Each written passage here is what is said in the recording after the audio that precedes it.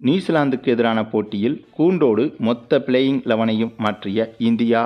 பயங்கர அதிர்ச்சி சம்பவம். என்ன காரணம்?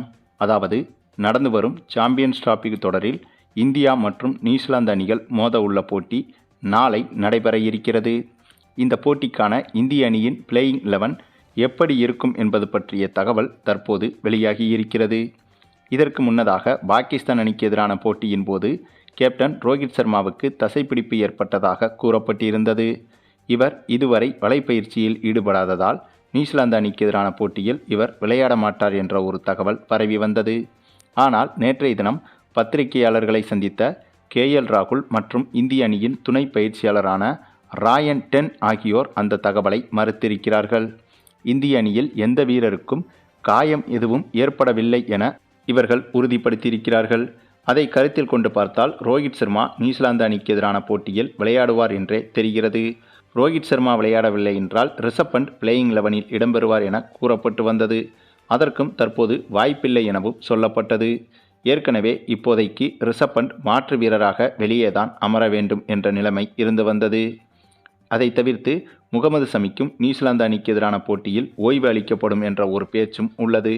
இவர் பாகிஸ்தானுக்கு எதிரான போட்டியின் போது முதல் 3 ஓவர்களை வீசிய பின் மைதானத்தை விட்டு வெளியே சென்று முதலுதவி சிகிச்சை பெற்றுக்கொண்டு மீண்டும் வந்து விளையாடியிருந்தார். எனவே இவருக்கும் சில அசௌகரியங்கள் இருப்பதாக கூறப்படுகிறது. எனவே நியூசிலாந்து அணிக்கு எதிரான போட்டியில் முகமது ஷமிக்கு ஓய்வு அளிக்கப்பட வாய்ப்புள்ளது. ஏனென்றால் இந்திய அணி இந்த நியூசிலாந்து போட்டியை அடுத்ததாக அரையிறுதிப் போட்டியில் விளையாட உள்ளது. 2 நாட்கள் இடைவெளியில் 2 போட்டிகள் நடைபெறுகிறது என்பதாலும் இரண்டாவது போட்டி அதாவது அரையிறுதிப் போட்டி முக்கியமான போட்டி என்பதாலும் முகமது ஷமிக்கு ஓய்வு அளிக்கப்பட அதிக வாய்ப்புகள் உள்ளது.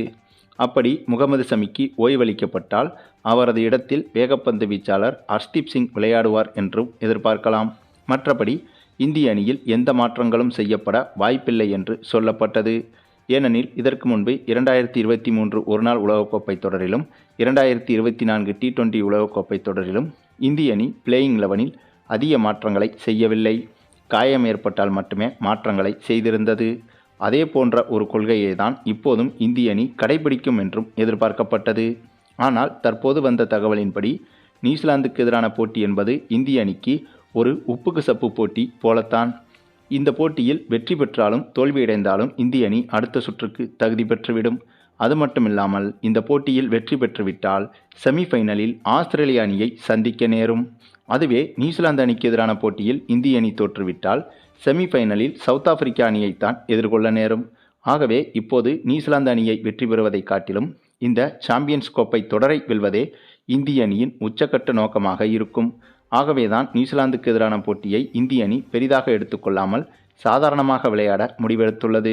அதனால் KL ராகுல், ஹார்திக் பாண்டியா, ரோஹித் சர்மா, விராட் கோலி, முகமது ஷமி போன்றவர்களுக்கு அடுத்த போட்டியில் ஓய்வு கொடுக்க உள்ளதாகவும் அவர்களுக்கு பதிலாக பெஞ்சில் அமர்ந்திருக்கும் மற்ற வீரர்களுக்கு இந்த போட்டியில் வாய்ப்பு கொடுக்க உள்ளதாகவும் ரோஹித் சர்மா முடிவெடுத்திருப்பதாக தகவல்கள் வெளியாகியிருக்கிறது.